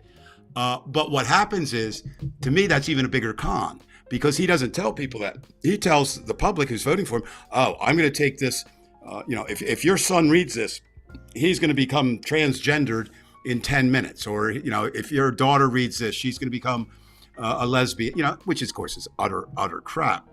But very It feeds effective. the paranoia right there. There you are. To a child, this is traumatizing. But this is the party that says we care about the kids. Well, here's an idea. Stop traumatizing them then. Or same Oh, I thing hear you. I hear you, T-Bone. same thing with the pro-life group, right? Well, apparently the ass clown 300 miles up the road is not hearing, because we're just a small slither of the white noise, and our message don't get through. But hey, they're not going to listen to us anyway. And But we're not going to stop. Hey, And this is T-Bone, Brian's T-Bone, this is or Brian's Dave, albatross across the bay. Yeah, I mean, this Yes. is exactly because this relates to what we're talking about. Because Yeah. Jeff Van Drew, my congressman, he's the one who's trying to get parents. He's trying to threaten teachers. He's like many Republicans. He feels that the teachers' unions are the problems. So the way to go at them is to send parents into the schools, literally send them into the schools and decide what textbooks they're going to use. So it seems like it's almost like a military attack from all different sides. You have what DeSantis is doing, trying to ban the books, and then this flank, they're trying to actually send in the guard, being the parents. Now, again, I don't have a problem with parents coming in and telling me what to do, but then you better give me the right to come into your position where you work, and I'll see how well you're doing your job. I don't mind if you tell me I should be certified, but I want to make sure you're certified. How about these damn tip lines where my former state of Virginia, I don't know what state of mind they're in, but they're there, and Glenn Youngkin. Oh my God. Seriously? Yeah, Youngkin, Tip he's a road lines? winner. I mean, Again. you're turning people, teachers have enough issues already. This is how we thank them? I guess this is the same way you thank the essential workers. I mean, come on. You got to draw a line somewhere along this, but now you got parents, going in and threatening them. Well, that went well. I mean, yeah, this is how you're going to take care of America between God, guns, and the orange dude? Come on. You got to be kidding me. These people are dangerous. Unfortunately, they're not kidding you because they're taking it seriously, and that's what's really upsetting. Yes. That's what's really upsetting. Like I keep some of my liberal friends down here. I mean, you know, you can't make everybody think like you, but I'm saying, please, one thing for me, don't think that these people won't be successful because they're crazy. They will be. But the thing of it is, Dave, it's not just trying to get people to think the way we think. It's actually getting the people to go, oh, I don't know, think. Right, That's right. the whole Just deal. think. It's like use your judgment, see things for what they are. Don't keep being in this formidable cloud of the. Well, they're locked in, T-Bone. They're locked in. And T-Bone, Well, they're locked and loaded T-Bone. down here. I Right, just don't yeah. know who they're They're going literally after. locked and loaded. Yeah, right. Yeah, Kev, what? I'm sorry. T-Bone, that's the problem nowadays. Brian and I have known each other for almost over 47 years. 47 years. Him and I played hockey together back in the 70s. Back then, life was simple. It was very simple. You could take your bikes, leave them out your front lawn. No one would steal them. You could leave your front door open. Your back Well, that door was a little bit more like in Canada than when here. I don't know. It was actually that good where I live, No, but I think everybody dismisses what not Kevin's saying, but I say that. But I think what has increased, and I agree, Kevin, to this point, I think what has increased is the speed of change is much faster now, right? Sure it is. And since the speed of change is impactful, people always look to the past. And Kevin, I grew up in I always laughed. I said I grew up in what today turned out to be the projects. I think my dad just wanted me to experience that. They weren't the projects, and we could leave our doors open in the 50s. I mean, so what you're saying is somewhat true, but I don't know if people have changed as much as times have changed. The economic, again, think about even up to the 70s, there seemed to be a feeling among most people that they couldn't make it, right? I mean, there were, women were second-class citizens, but you were getting to see the ERA, you were getting to see Roe v. Wade, right? You're getting to see some. Blacks were second-class citizens, but you got to see some movement. Jesse Jackson running for et cetera, et cetera. And then here comes 2015, and not out of nowhere, but something that I underestimated. The only thing I mean, it's not all Trump. I mean, it's not. I think of Barack Obama being elected as a black man. The Syrian war, Dave, sorry to jump in. Go.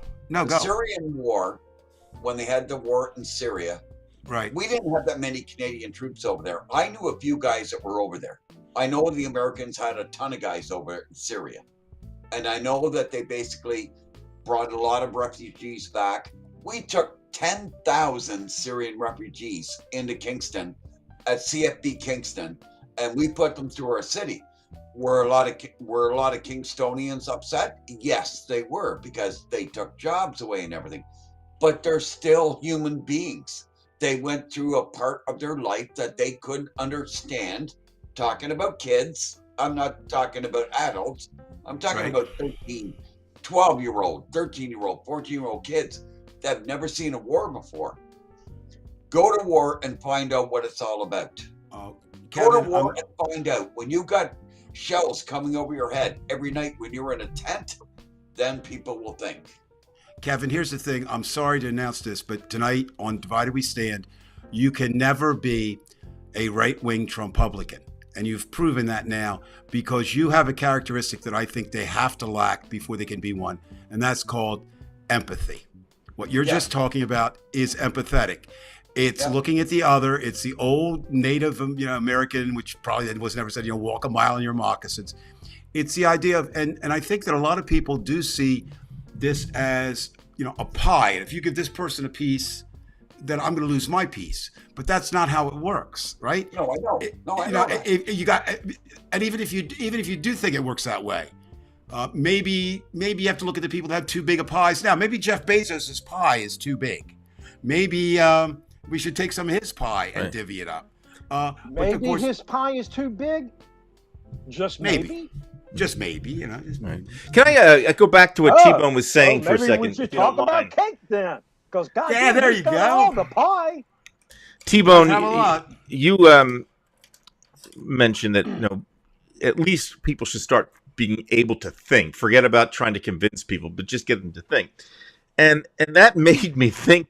Historically, I'm thinking about World War One. After World War One, the one great thing that happened, if you have any nostalgic view of the past, it was that young Americans had to go to high school. They had to go to high school. Where before, you could quit school many of our grandparents or great grandparents, they quit school in 4th grade or 6th grade, and that was it. In fact, my grandparents, by the way, T-Bone, were from Virginia in Chilhowie. But they didn't go very far in their education. Chilhowie? Chilhowie, you're right. From Saltsville and in that area. Yeah, that's my family. Okay, so Gotcha. again, they went to after World War One, you had to go to high school. You didn't have to finish, but you had to go. But it was there for a reason. It was to educate the country. They knew it was a good investment to have kids go to high school because you had to have a more intelligent populace. And now what you see is they don't want you to think. And again, T-Bone would know from Florida what's going on. That's the thing of it is and all. I mean, they're on their teaching. They'll teach our kids, what to think. Where the failure is they're not teaching them how to think.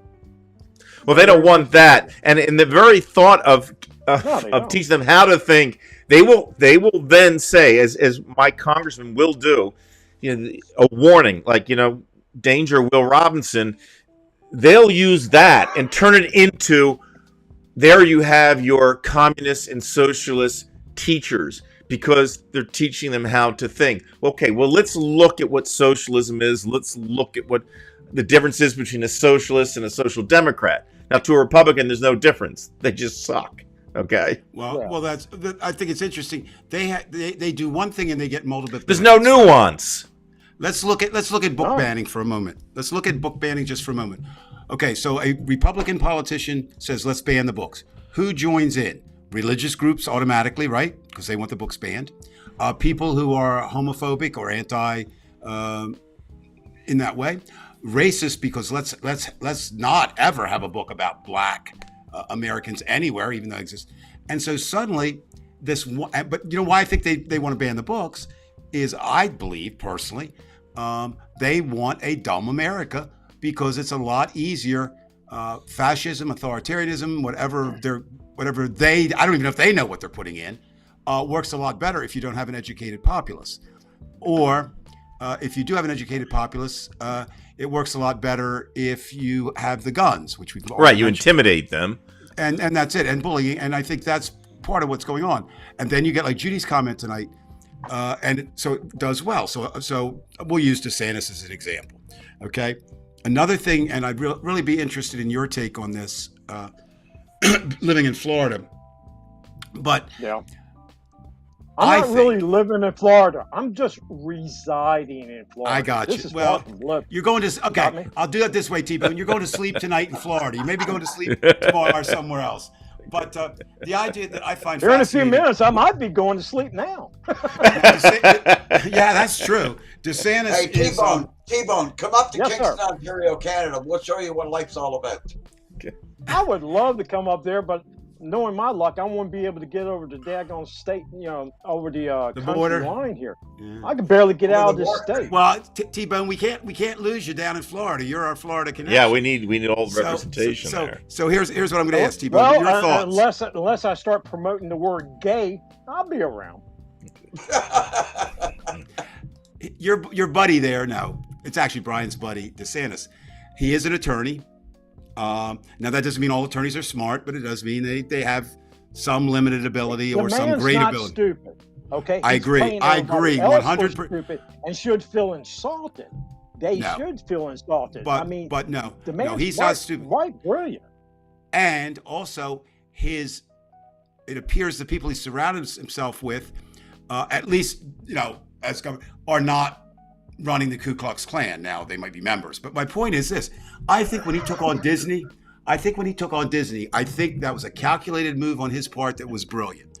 He didn't know that Disney had a condition in there that it would cost Florida $18 billion to take away their sovereignty there. So he knew that.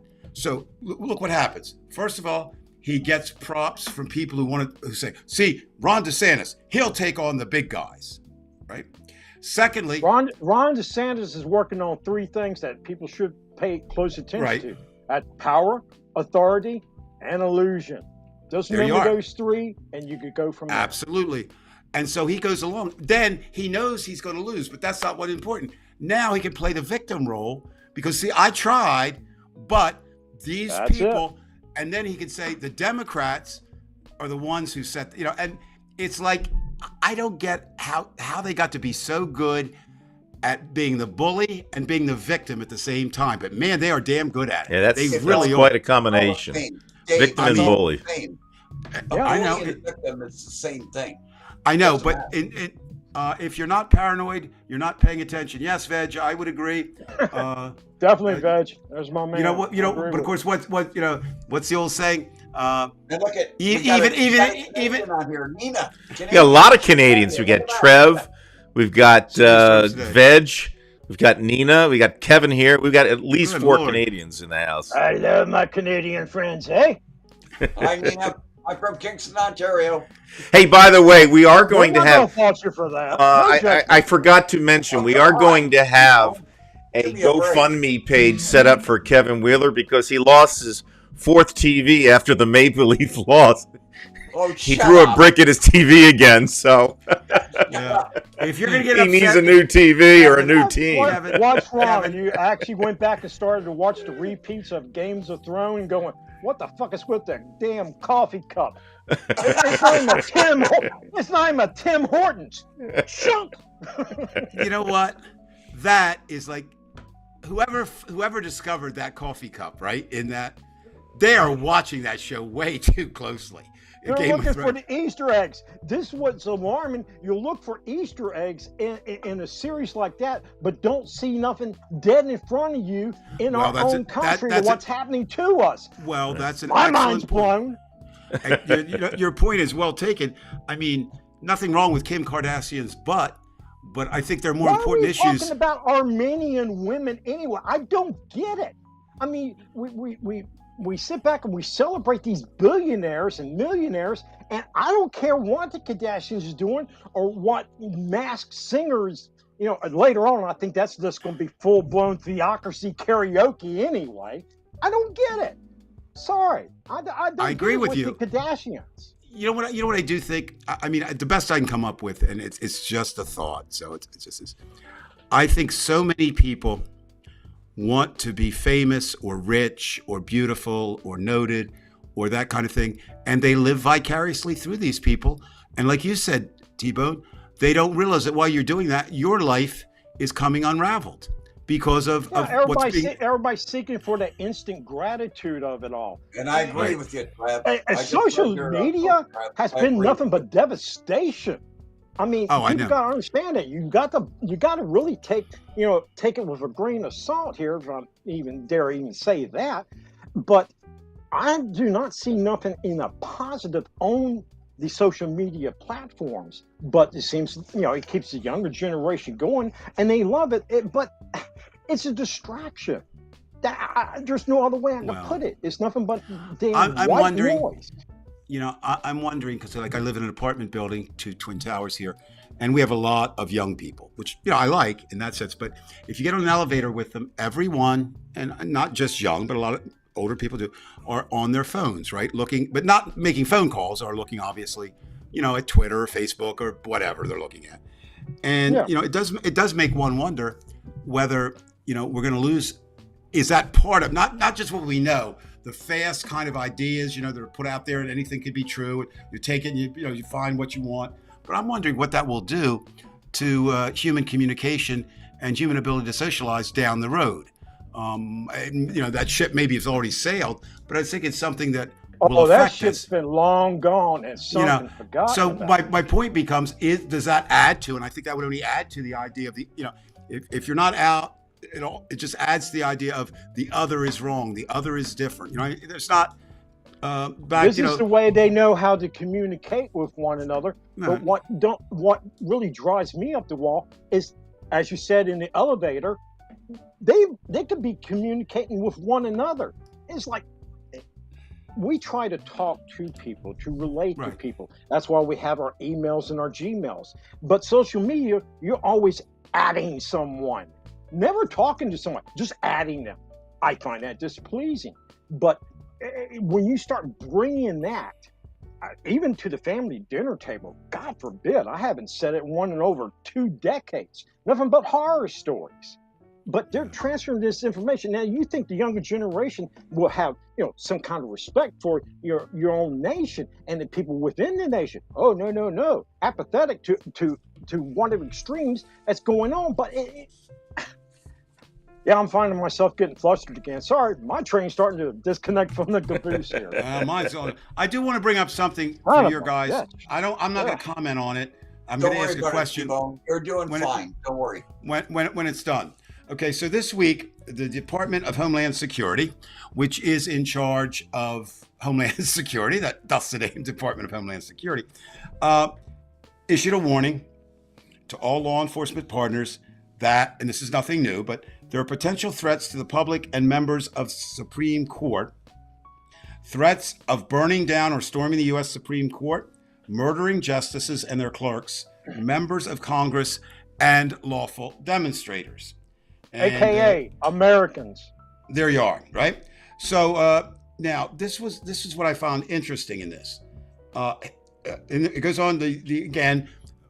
I'm glad the press broke this. Axios, which is a pretty good website, not perfect, but pretty good, broke this story where they got a copy of the memo that went out. And there's a line in here: historically, violent acts related to this issue were primarily committed by abortion-related violent extremists that opposed abortion rights. True. Going forward, grievances related to restricting abortion access could fuel violence by pro-choice abortion-related violent extremists and other DVEs. And that's a new acronym, an acronym for me that I learned. That is what they call domestic violent extremists in government. Now, my question to you guys, and I don't have an answer for it. We think of liberals as less violent. We think of liberals as lining up to call for the continuance of Roe v. Wade. We think of the right as being more extremist, as we always point out, they have more guns. Do you see a scenario where left-wingers will take up arms either against, Supreme Court or justices? I mean, I don't know. I'm not saying it won't. It would have happened already. I'll tell you right now, not in this country. Yeah. We won't. We're not In those this not those country, types. I'll tell you in Canada right now, we'll protect our borders and we will go out there with pitchforks, hammers, shovels, no matter what weapon we have to protect this country. I don't care what the states do. I do love my states. I've got a lot of friends in the United States. But in this country, we will do what we have to protect our borders because we are a big man. Well, I think in the same sense, though, Kevin. You're all also a country that understands even the words dignity and peace.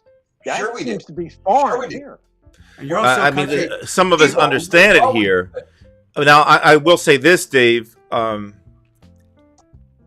If the situation gets bad, I mean, really bad, it's at some point you have to make your decision how you're Right. going. I will not live under that kind of tyranny. I mean, I don't want to sound like I'm calling in the army or whatever. I won't live like that. I already told Brian he can move up here. No, with me. that's true, but this is my home, and at some point you just got to say, I'm going to take a tooth out if I have. I mean, whatever I can do. They may win. I cannot accept that. Okay, I've lived here too long. It's got to mean something. I mean, and again, it was what John Reed said. Some things are worth living for, and some things are worth dying for. Now, I think it's the wrong idea, Dave, to load up, just throw guns in the city and say, we got to fight these guys. I think you have to be smart, and you have to say, okay, you say, Prez, you got to. We're all with you for martial law if you got to put these people down. I mean, because I'm not going to have like Steve Scalise and Ted Cruz tell me what. I'd rather see the military do something than let. I mean, I'm honestly, I sound crazy, but No, you don't. we're at the point where and people have told me, including my wife, maybe I ought to write the president and say something to that effect, like, at some point you may have to do this. Because we are at critical mass. These people are intransigent. They are unassailable. They do not listen.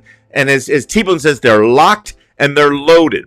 And there's one thing that they are, and that is they are cowards, because that's why they have the guns in the first place. They can talk all their shit, but they're not fighting Mike Tyson. You know what I'm saying?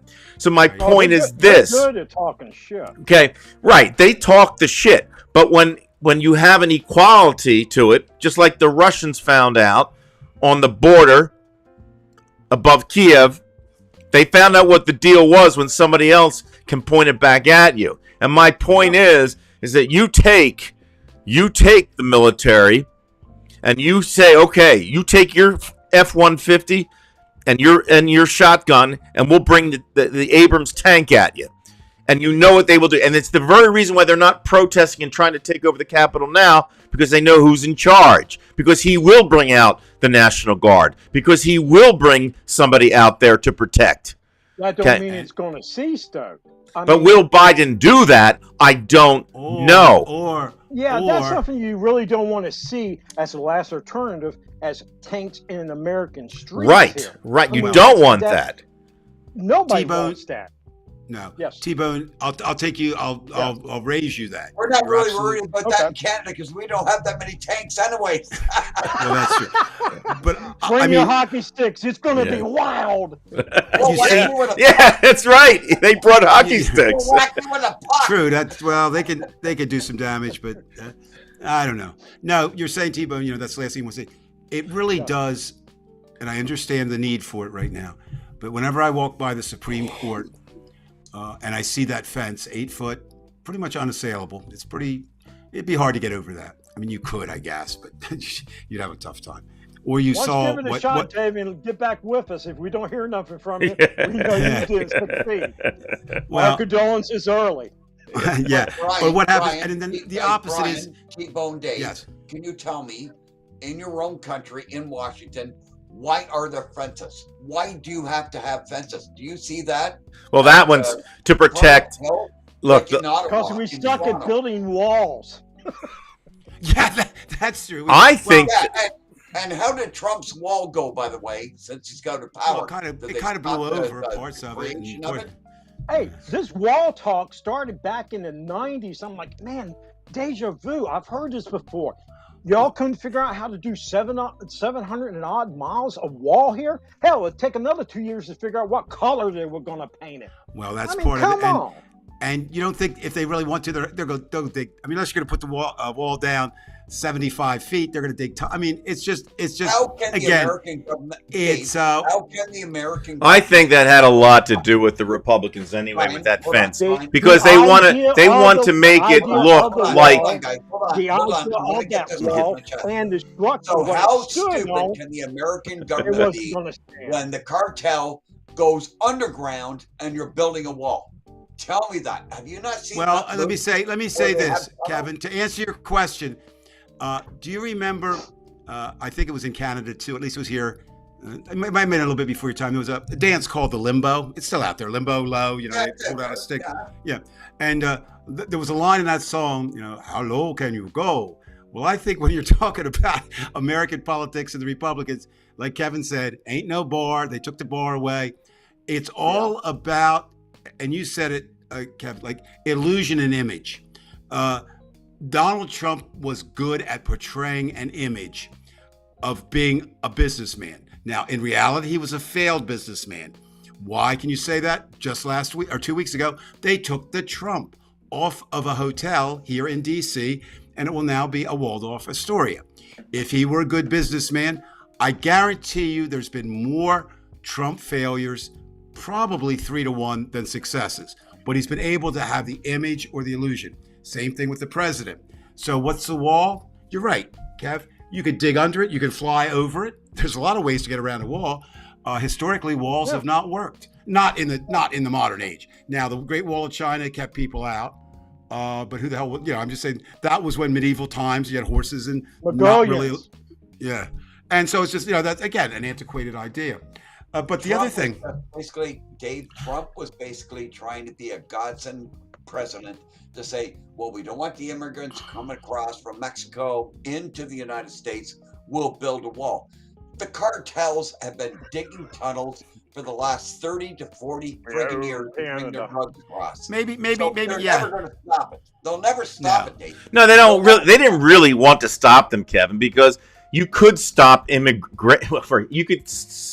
could probably stop all of this by saying if you don't produce a Social Security card, you won't work. It'd be that simple. But the Republicans we know that we need workers from across the border. And Brian, that's bullshit. So this anyway. is I'm something Canadian, that's Brian, and that's bullshit because they've been bringing immigrants across the border for at least 30, 40 years. The best scenario. here. Brian's basically saying that. Brian Sherman. Yeah. Listen, here's what it is. Yeah, you're right, Brian. But here's what I find. Definitely wrong. Irony is lost on Republicans, but I still kind of like to see it when it works. Donald Trump as president, actually the remark that probably put him on his way was the remark about the Mexicans being rapists and whatever. I thought it was going to doom his presidency, and it actually propelled it. And from there, it kind of took off. So he touched a nerve. However, I walked He brought by, out the hatred. Exactly. There's no nerve touching. You're exactly Pure right. Hatred came out. But what I find ironic, I walked by while they were fixing the hotel up, the Trump hotel, at least, because I worked on Pennsylvania Avenue at the time. So at least, I don't know, 50 times, maybe not 100, but who knows. I never once saw a worker there who wasn't Mexican. Never once. So they're easy to be manipulated. Trump knew this. That's exactly. Look at his history. He But hasn't what- paid contractors to Oh, I this know. day. But see, if I were someone wanting to back the guy, I would want to say, well, it's kind of important that you do, what you say. So if you don't really like Mexicans, how come you're giving them jobs? But people don't look that far. You know what I mean? They just look at the words. They just do. Like you said, it's a little scary. We're a social media generation. We're a TV generation. We're not a thinking generation. And my thing is why it's worse now. Social media, has a place. Social media just started doing the thinking for certain people. I'm not going to throw no names out there, but no, but here's another thing too that's a little scary, or at least I don't know, scary, disconcerting, I guess. Scary is too word. The world's richest man, and although he did lose 80 billion or something last week, I wish he lost it all. Elon Musk, who is to the billionaires what Donald Trump is to the presidency. I mean, he just doesn't. I don't think he has it, but he has the money. He's now. Did you see that, guys? That he switched this week his party allegiance? Yes, to Democrat yes, to I Republican? did see that. Now, my only guess about that is he's trying. There's an angle there, and it certainly wasn't. I don't know whether he fears the Republicans, whether he can manipulate them using Twitter. You know what I mean? Like there's always and that's exactly what he's going to do with Twitter. Right.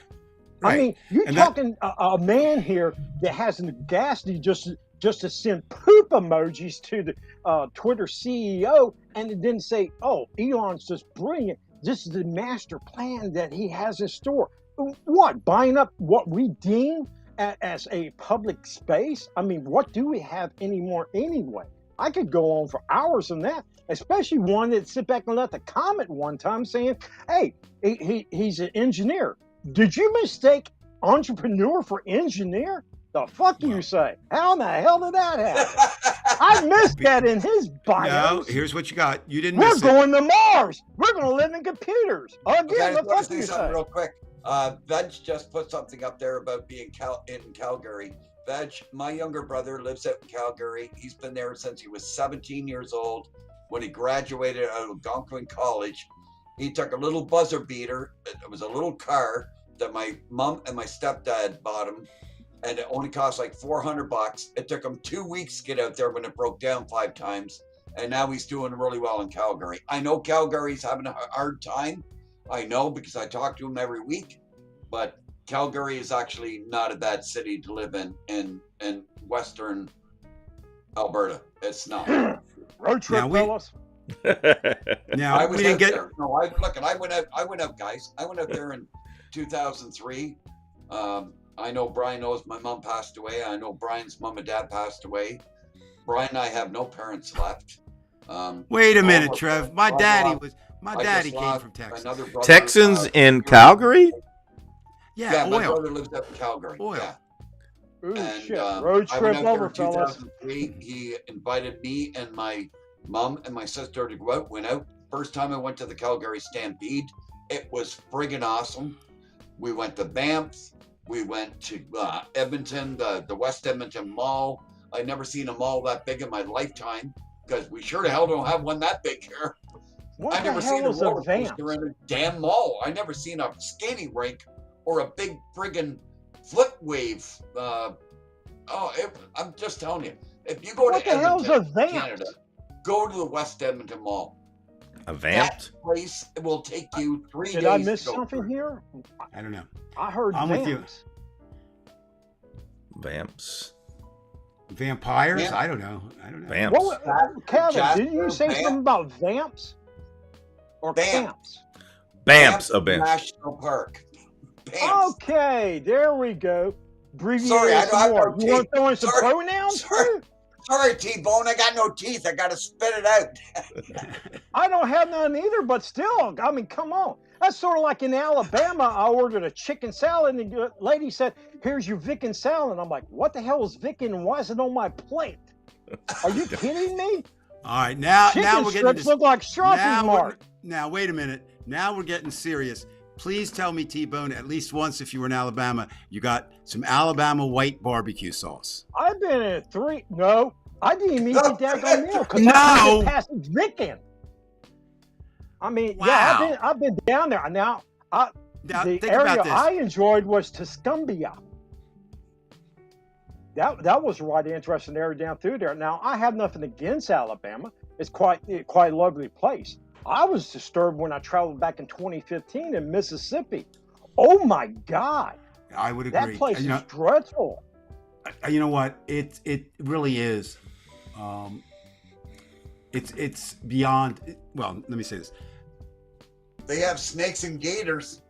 Well, yeah, that's true. No, Mississippi, to me, still of the 50 states, is the most depressing to It visit. is. I stayed Just there. because. No, I agree. stayed I there agree. For 3 days in that place, and I couldn't get not one person, not one to go on camera. And I carry these action cameras with me, and Right. and I couldn't get nobody to go on camera. And it's like, what are y'all fearing? And they didn't trust me. I was No, like, well, there's must a be- lot of that. it must be too much whiteness for the area. I don't know, but No. it will break your heart. No, It's they just like you know, you a talk about raw the society there. the tar shacks. I mean, they're still there. That's Yes, certainly they are. I mean, you know, it's the only place, the closest place to that I've seen is not American, but I crossed the border one time in Nogales, Arizona, and there's a Nogales, Mexico on the other side, and you walk across, and Nogales, Arizona is pretty poverty-ridden. I mean, it's Yeah. certainly nothing like Phoenix or Scottsdale or any of those. I mean, it's bad. But man, when you walk across that bridge, and like again, not because I don't want to give my money to Mexico or because of the cartels, I just don't go to Mexico anymore because there's just so many kids running up to you that you want to help. You know, and some of them are con, but most of them are just really legitimate. I feel that That's the same problem. way. I feel that same way in Mississippi. Like, you know, what actually, can I? Dave, you know, the They death look, rate they're like the in the land of the States. lost there. I mean, You I know. like no assistance. I talked to 2 young gentlemen, were cousins, and they were working up in New Jersey, what I believe it was, and they were traveling back on the weekends, you know, to come and visit and bring money to their relatives. And I have to notice this is a Thursday. Why are y'all here on a Thursday? Well, things didn't work out, but yet you're still here. He said, we can't leave. We can't afford to leave. Yeah, Holy shit. That's And depressing. and you know, I wonder, guys, I wonder how much. I mean, it's got to have an impact. I'll use Atlantic City, Brian, for example. You're familiar with that in the short. I've often thought, if you go on the boardwalk, you've got these glittering casinos, which aren't so glittering now. They're not. No, They made a sir, they made a they made a, they made a bad Jimmer. choice. All is gone. Yes, thank you. They made a bad choice. They went. Shimmering. they went with Donald Trump and not Stephen Wynn. But anyway, that's beside the point. Really, that's realistically what happened. But the idea of it is, and that poverty off the boardwalk, right? And I think that's kind of the issue that surrounds so much stuff that, not that we don't talk about, but when you look at them, I mean, those people, my God, I mean, they're just, it is obscene that there's so much money in this country and it can't somehow, and I don't mean just be thrown at them. I mean, yes, I understand there's this, that, and sometimes, guys, things that had a good idea didn't work out. Looking at those tar paper shacks, they exist in the South. So they thought, okay, it would be better to give them nicer homes when they came to the North. Well, the North is more crowded, right, in Chicago. So they built the high rises, which turned into Cabrini Green, which are just breeding grounds for too many people, with too many poor people, with too many bad things that can happen. And I often wonder, I think this is probably true. I think last count, there were 4 black people in the state of Idaho. Maybe there's 5 tonight. I don't know. There's just not very many. Of course, that's, but why are they so afraid of, and racism? A, because they're not around anyone to refute. And the message that comes out of the big cities is, from starting with the South, all the way through Reagan's welfare queen into today, Trump's, tonight you're showing, Brian, the dog whistle of Oz, saying, I mean, people know this. Right. And we're just so, I'm going to sign off first tonight because we're getting down, but I'm going to go first because you guys don't get on all the time. But I just want to say this. Thank you very much, T-Bone. Thank you very much, Mr. Canada. I'm going to call you Mr. Canada from now on. Thank you for being, thank you very much, Kev, for being Brian's friend. There's only 2 of them. He's married to 1. Thank God he didn't marry you. They're the only 2 people I know that is his friend. But T-Bone. Wow, that's out there now. No taking that back. I'm not taking it back, T-Bone. But Don't worry. it's Dave, all I'm going to say is this. Look, no matter what, you get a hold of Brian. He'll give you my phone number or my email address. Yeah. You get to a point where you can't talk to people. I got you. Because I'm going through and went through what you're going through. I got it, man. Brian's got my email as well. Share it. Yeah. So we will. I mean, now, listen, guys. Need to communicate. Here's what I want to say. It's always good when I don't have to spend 2 hours with Brian, so that's one, and you guys share. But also, I want to always thank. I always want to thank the audience for this way. As things get worse, and ladies and gentlemen, I'd love to tell you, being an optimist, that's not true. I fear that it is. I believe that it is. I see that it is. It doesn't mean it's over, but it means the fight is hard and long, and it's not going to be easy. And Brian, you said tonight, you have to. I believe I have to. I think Kevin would do the same in Canada if it were the case. I know that T-Bone is doing that.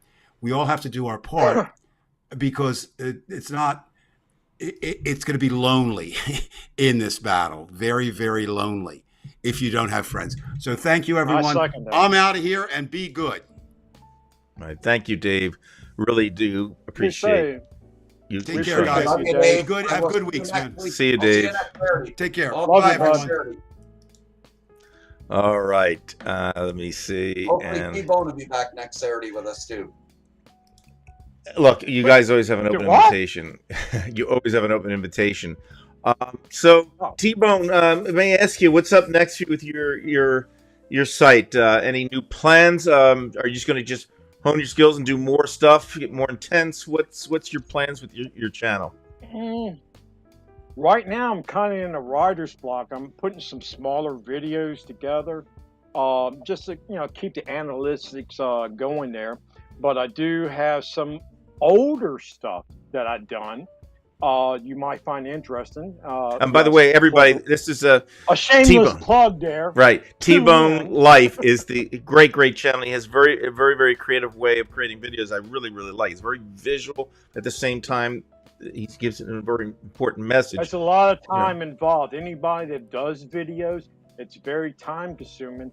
But right now, I got videos all the way up until June 17th, from what I recall. So that helps with the writer's block and gives time for me to talk to a few of my colleagues over online, because they have a tendency going, Bone, don't go that route.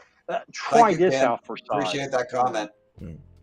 Yeah. So if you check out his channel, please subscribe. I mean, it's great. And if you haven't subscribed to this channel, this is the first time you've seen this channel, please subscribe or share. Again, we are not monetized. We're not looking for anything. Believe me, we're too old to be looking for anything. Brian, I'm kind of amazed tonight because for some reason we actually saw your face for the whole night. I'm Mine? set back by this. I'm aghast. Hey, I've seen his face for years, so don't worry about it. I'm only. He had, when he was I'm actually, His hey, face, and it wouldn't have been this one. That's for damn sure. hey, T-Bone, before, actually, if you didn't know this, before he had Divided We Stand, he was on Reality Report. I ran my own show Really? called The Canadian Connection, and we went coordination between the two of Yeah, us. we had over 1,000 subscribers. We did. I mean, it was because we had Guy McPherson on a lot. Yeah, I mean, Guy was on. he was on like 15 times. So, and he had some other people. But I realized, and Kevin knows this because I spoke to him privately. T-Bone, I realized that, and I had nothing against the channel. It was great, but I mean, it still has 10 times the subscribership that I have here.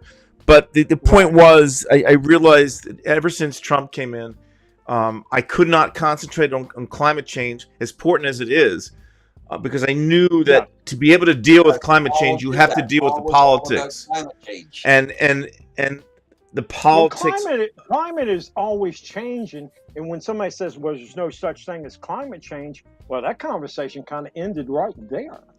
Well, Would it's you agree? right in the word in itself, but I mean, and I do think it's extremely important, and I do think the chances are it will be the thing that kills us first. However, nothing can be done until you politically deal with the problem, because they're not going to do it. That's why if you look at the far left, they keep complaining about the Democrats and not the Republicans. I mean, really, aside from two Democrats holding things up, they were offering something. They want something to be done. It's look, it's difficult. Yeah. People are stupid. But you have to go attack and I have yet to see people attack Republicans on the far left, and it's as if they are Republicans themselves in hiding, and so I can't take it. So I knew that. Fear them. They fear them. That's all there is to Well, it. then I don't. You There's see, a and law you don't. there. That's I don't why get it. your channel's, what it is. It goes And after the problem. And ask Brian T-Bone. I go It's after hard for me one of because the I'm problems. Canadian. I'm Canadian because I don't deal with American politics. I deal with Canadian politics because we You're do have a lot fortunate. more. But you're forced Okay. to pay attention to American politics because it affects your It life. affects Canada's border. It does. It has Right. an outreach. Yeah. I mean, I mean, the Americans to us are our brothers because we're on the border. If Russia Yeah. decided to come to Alaska, to come to Canada, we would expect the American army to come and help us out. right. I mean, we've got one of the biggest land masses in the world. If you go to you go to the prairies and find out how much desolate areas out there, it's like huge. You go to Saskatchewan, Manitoba, Alberta. Like, I mean, it's crazy how much land mass is out there that's not even being used. I mean, when I went out there in 2003, like I was saying earlier, I went out there for the Calgary Stampede. We drove to go to Edmonton from Calgary, from my brother's place. I never seen so many prairie gophers in my whole life. They just sit there on the highway and put their heads up. Just hit me and kill me. Like, come on, like. Well, gentlemen, I really do appreciate you, both of you coming on. It's just a pleasure Thanks for having having everybody, having 4 people on. And again, you're always welcome to show up here. Again, this is a political channel because it's that important to me. I mean, I see my country turning inside out, and I cannot sit idly. I have to do something. Just like you're doing something. You have to start somewhere. And again, when that time comes with the other stuff, I'll deal with it. And I know, T-Bone, I got very, very intense as far as what should be done. I'm only saying that and again, I want to reiterate what I was saying only as a last course of action. Because you can't, like, for example, one example, if January 6th became a success for those lunatics, then at some point, that's what you would have to do. And of course, Trump was still in power at the time. But that I think, I'm not like the lunatic who shot off those Republicans at the softball practice. but I still say that if they're going to actually use violence, if Kyle Rittenhouse had done that to me, I wouldn't have been like the other guy and just hold back. It would have been quick, So anyway, thank you. You're welcome anytime to come. Much success to your channel. Thank you, sir. Yeah, you're welcome, and it's also a pleasure to know that you were originally from Virginia, because again, my family was from Virginia, and that's. Ooh, I don't know if that's a pleasure, but well, it just happened. look, but I tell you what, though, my mother was, and her parents were strong Democrats in an area that's not that way. Yeah. But there are people who are good, and they're even stronger because despite the fact that there are so many conservatives, they were tough people. They were really tough people. And T-Bone, I can tell you this, yes, sir. from the honest God, from my heart right here. His parents were two of the best people I met in my life. They care about people. That says a lot. They were good people. I mean, I'm not saying they were perfect people, but in terms of being fair and loving people, they genuinely liked people. They had zero prejudice. They were wonderful people, even though they were around some crap. And both my parents fought against that all of their lives. And there was a lot of crap in the area where I came from, out of Richmond, Virginia. Mm-hmm. I mean, we're talking a land right there. If you actually remember when they tried to put Lee Jackson King Day together, I thought that was just absurd. Oh God! You remember that? Oh, I mean, I vaguely, but that's just so bizarre just to even hear that. Oh, there was a lot of bizarre there. About, I figured after 40 years, I don't had enough of that.